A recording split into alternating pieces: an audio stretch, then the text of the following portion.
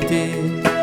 ஆண்டவரே என் உயிர் உம்மீது தாகம் கொண்டுள்ளது. கடவுளே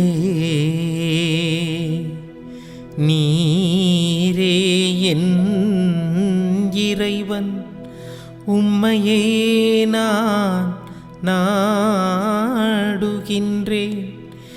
என் உயிர் உம்மீது தாகம் கொண்டுள்ளது. நீரின்றி வறண்ட தரிசு நிலம் போல் என் உடல் உமக்காக ஏங்குகின்றது. ஆற்றலையும் ஆட்சியையும் காண விளைந்து தூயகம் வந்து உம்மை நோக்குகின்றேன். ஏனெனில் உமது பேரன்பு உயிரினும் மேலானது. என் இதழ்கள் உம்மை புகழ்கின்றன.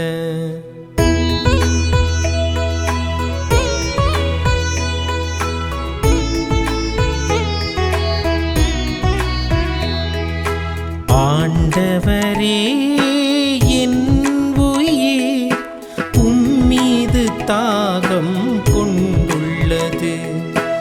ஆண்டவரே என் உயிர் உம்மீது தாகம் கொண்டுள்ளது. என் வாழ்க்கை முழுவதும் இவ்வண்ணமே உம்மை போற்றுவேன். கை கூப்பி உமது பெயரை ஏத்துவேன். அறுசுவை விருந்தில் நிறைவடைவது போல என் உயிர் நிறைவடையும். என் வாய் மகிழ்ச்சி மிகு இதழ்களால் உம்மை போற்றும். ஏனெனில் நீர் எனக்கு துணையாயிருந்தீர். இறக்கைகளின் நிழலில் மகிழ்ந்து பாடுகின்றேன். நான் உம்மை உறுதியாக பற்றி கொண்டேன்.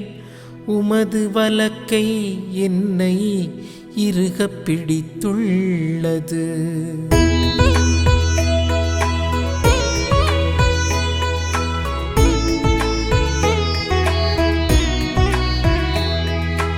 ஆண்டவரே என் உயிர் உம்மீது தாகம் கொண்டுள்ளது.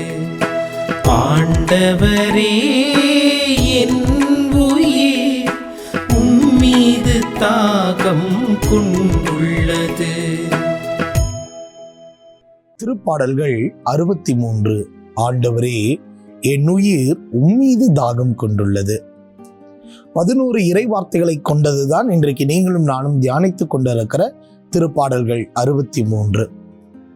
யூதர்கள் பாலை நிலத்திலே வாழ்ந்தபோது தாவீது பாடிய ஒரு புகழ்பாக வகையை சார்ந்ததுதான் இந்த திருப்பாடல்கள் 63. அன்புக்குரியவர்களே, திருப்பாடல் 63 முதல் வார்த்தை நம்முடைய சிந்தனைக்குரியதாக, இந்த திருப்பாடல் முழுவதுக்குமான சிந்தனையை கொடுக்கக்கூடியதாக இருக்கிறது. திருப்பாடல் 63 இப்படியாக சொல்கிறது: கடவுளே நீரே என் இறைவன், உம்மையே நான் நாடுகின்றேன். என் உயிர் உம்மீது தாகம் கொண்டுள்ளது. நீரின்றி வறண்ட தரிசு நிலம் போல அது உமக்காக ஏங்குகின்றது. இந்த நேரத்தில் இந்த திருப்பாடல் 63:1 வருகிற இறை வசனமானது கடவுளுக்கான ஒரு ஆன்மீக தாகத்தை ஒரு திருப்பாடல் ஆசிரியர் அல்லது ஜெபிக்கக்கூடிய அந்த விண்ணப்பத்தை ஏறெடுக்கிற மனிதன் இதோ கடவுளுக்கான தன்னுடைய ஆன்மீக தாகத்தை வெளிப்படுத்தக்கூடியதாக, கடவுளை தேடக்கூடிய ஒரு தேடுதலாக, கடவுளை எந்த அளவுக்கு ஆன்மீக தாகத்தோடு ஒரு ஆசையோடு வாஞ்சையோடு நாடக்கூடியதாக இருக்கிறது என்பதை இந்த இறைவார்த்தை சொல்லுகிறது. 63:1 அதிலும் குறிப்பாக இந்த வினைச்சொல் சீக் என்று சொல்லப்படுகிற வினைச்சொல் வேர்ப் நாடுதல் என்பது 2 நிலைகளிலே இங்கே பயன்படுத்தப்படுகிறது. அதாவது கடவுளை அதிகாலையில் மிக விரைவாக நாடுவதையும் ஆர்வத்தோடு நாடுவதையும் குறிக்கிறது. To seek eagerly and to seek early. ஆர்வத்தோடு மிக விரைவாக அதிகாலையிலேயே ஆர்வத்தோடு நாடுவதை அது குறிக்கிறது. இந்த நாடுதல் என்கிற அந்த வினைச்சொல்லானது ஞான நூல்களிலே, விஸ்டம் லிட்ரேச்சர் என்று சொல்லப்படுகிற ஞான நூல்களிலே அதிகமாக பயன்படுத்தப்படுகிறது. கடவுளை அதிகமாய் நாடுவதை, கடவுளை தாகத்தோடு தேடுவதை இந்த ஞான நூட்கள் அதிகமாக தன்னுடைய நூட்களிலே பதிவு செய்கிறது. ஒரு சில எடுத்துக்காட்டுகள், எசையா இறைவாக்கினர் எழுதிய அந்த எசையா புத்தகத்திலே 26வது அதிகாரம் 9வது இறைவார்த்தை, நீதிமொழிகள் 1 அதிகாரம் 28வது இறைவார்த்தை, ஒசேயா புத்தகம் 5வது அதிகாரம் 15வது இறைவார்த்தை. இந்த இறைவார்த்தை எல்லாம் நீங்க படித்து பார்க்கிற பொழுது கடவுளை தாகத்தோடு ஆர்வத்தோடு ஏக்கத்தோடு நாடுவதை அங்கே பதிவு செய்யப்பட்டிருக்கிறது. அதே போல அன்புக்குரியவர்களே, இந்த இடத்திலே ஒரு மிக வலிமையான ஒரு உருவகம் பயன்படுத்தப்படுகிறது. என்ன என்று சொன்னால் தாகம். நாம் எல்லோரும் அதை அனுபவித்திருப்போம். வெயிலில் எங்கேயாவது போகிறோம், இல்லை தண்ணி நம்மள்கிட்ட இல்லை அப்படிங்கிறப்போ அந்த தொண்டை வறண்டு போய் ஒரு தாகம் இருக்கும்.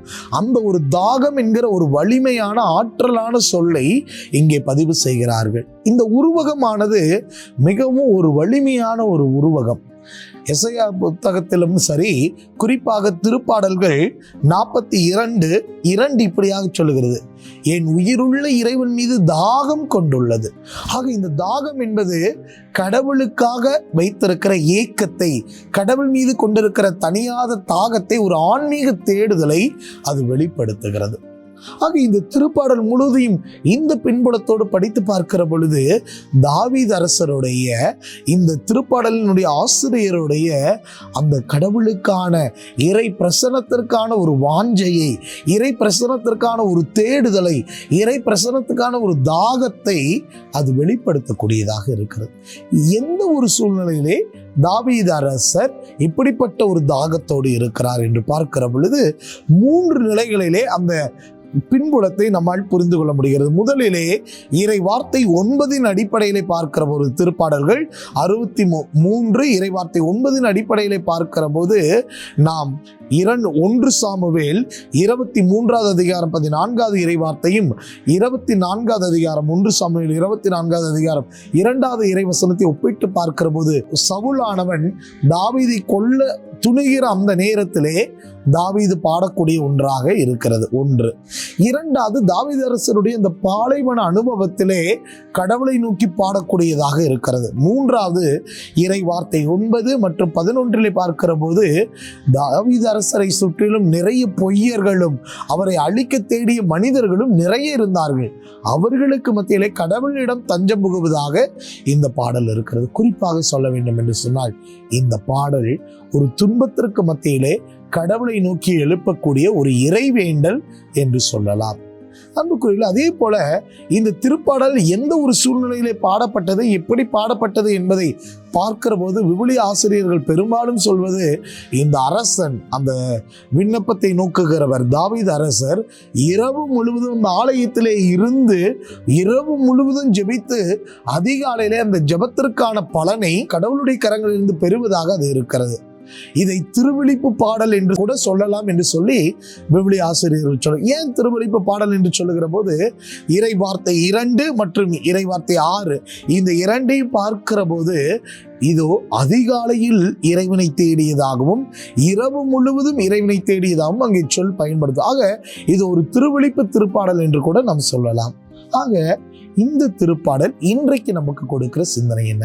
அன்புக்குரியவர்களே, ஒரு பாலைவன அனுபவத்திலே, எல்லாம் கைவிடப்பட்ட ஒரு சூழ்நிலையிலே, எதுவும் தனக்கு ஒரு நிறைவளிக்காத ஒரு சூழ்நிலையிலே கடவுளிடம் தஞ்சம் புகுவதும் கடவுளை அடைவதும் தான் தன்னுடைய இலக்கு, நிறைவு, மகிழ்வு என்று எண்ணி தாவீது அரசர் இந்த பாடலை பாடினார். நாம் இன்றைக்கு சிந்தித்து பார்ப்போம். நமக்கு எது மன நிறைவு? நமக்கு எது இலக்கு? எதை அடைந்தால் நாம் நிறைவுள்ளவர்களாக மாறுவோம் என்று சிந்திப்போம்.